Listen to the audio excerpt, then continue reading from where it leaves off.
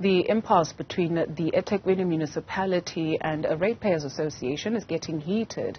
The municipality has disconnected water and electricity to residents that have vowed not to pay until their grievances are resolved. The Westville Ratepayers Association has been withholding payments as a form of protest against poor service delivery and high tariffs. Asad Gaffar is the Westville Ratepayers Association Chairperson, and he joins us for more on this. Thank you very much, sir, for your time this afternoon. And so the city says it has started, or the municipality rather, it has started to disconnect services. Just how many residents have been impacted, those who have decided to withhold paying rates? Yes, correct. So the city started disconnections last week, Thursday, and they did this obviously in terms of wanting to show us a point, wanting to bully us, and they probably thought that we would get scared and we'll roll over and beg them for mercy, so to speak. That didn't happen. As soon as they started the disconnections, we then pulled our urgent interdict, and we went to court on Friday. And since Friday, the municipality has since stopped going ahead with disconnections. The concern that we have, and this is something that we've already raised with the city. So there was just 5 individuals that they managed to disconnect were in the campaign. There was a further 10 or 15 individuals who have been in arrears with the city for a month. And the city probably thought that they were part of the protest campaign, and those individuals were also affected. But they are councillors and they are city staff, as per their own internal financial statement report, which was published end of July. The councillors and the staff are owing the city 50 million rand. Now we are asking the question, why hasn't the city applied the same rules to those individuals? So, there's a whole lot of disparity that's taking place.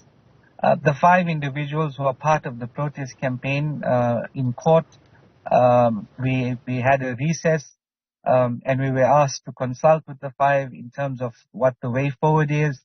Do they want their connections, their services reconnected, or wait till Thursday for the court outcome? And their response was, we'll wait it out. I mean, we're prepared. This is the journey that we've embarked. And if the city wants to disconnect services, lights, water, whatever, we don't have an issue. We will go without services. But we will not back down in terms of the protest campaign. How much has the protest campaign raised so far in terms of monies that would have gone naturally to the city, but you've decided to redirect those monies to a trust? As of day before yesterday, there was 1.6 million, and it continues to grow. More people are joining since the court process, and a lot more still want to come on board because they are now encouraged by the stance that we're taking. A lot of people thought that we were just talking and we're just making a whole lot of noise. They did not believe that we were serious. And the 5 people who've been disconnected are showing them the resilience that we have, that we're willing to go down this road in order to bring about effective change, not just in eThekwini, but in the whole country. You have accused the city of wanting to bully you, or rather they thought that they were bullying you, according to your words a little bit earlier on, by disconnecting some of those residents, the 5 residents that have been disconnected. Some have noted that with your movement or your association, you are extorting the city. That's the accusation, or rather you are forcing their hand. Perhaps remind us why residents decided to embark on this protest action. I don't believe that's a fair comment to make. I mean, it's not as though we woke up one morning and we decided that we were going to protest and withhold our monies. We've been engaging with the city. We've been raising our concerns. We've been raising concerns in terms of the Auditor General report. The city continues to lose money, money that is supposed to have been used correctly for all individuals. And we've said this before and we'll say it again. Although we are the ratepayers and we are the ones who are embarking on this campaign, we are actually fighting for individuals who are not ratepayers. who are not getting services. And we are saying that's not fair. I mean, there shouldn't be any individual, poor people across the city. There are communities that are pleading with us, that are supporting us. These communities have not had piped water or proper services in their areas, even though they are not ratepayers. And we are saying the city keeps telling us that they use these monies to address imbalances of the past. They're not doing so.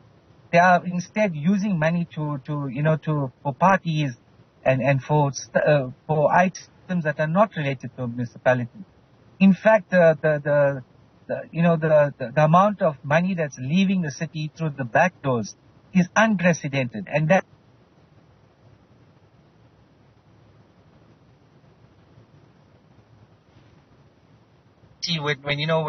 when monies are leaving unexplained, and this is the concern that we have. There are people that are crying, begging for services, and there's no one to stand up for them. And we are saying, as the middle class, we are willing to stand for the poor, and we're willing to stand to ensure that these people get services that they deserve. Mr. Gaffar, what will it take from the city what will it take to satisfy you from the city where ratepayers now start to meet their obligations? Because at this rate, with the amount of money you're raising, you could very well get your own trucks, get your own pipes, and do it for yourselves.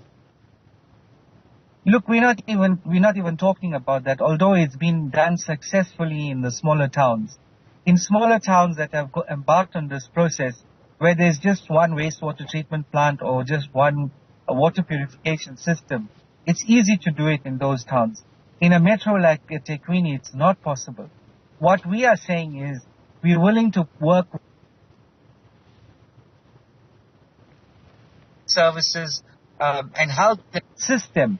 And in terms of looking at the money, in terms of protecting the money, in terms of ensuring that the work gets done, that's what we want to ensure, that if the city is committed to that. I mean, the main thing is the commitment.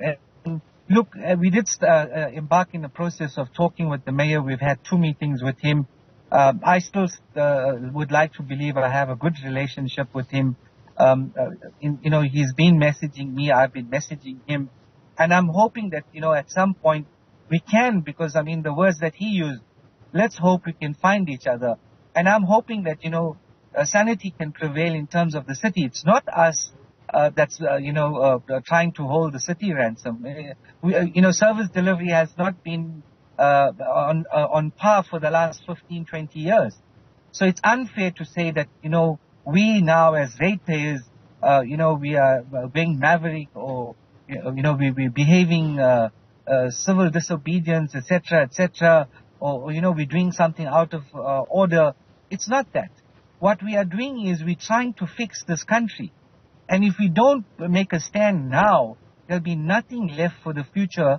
And then what do we do? Then we're going to say, oh, but we knew there was something wrong. Why don't we talk about it? Why don't we call it out? We know that there's a problem.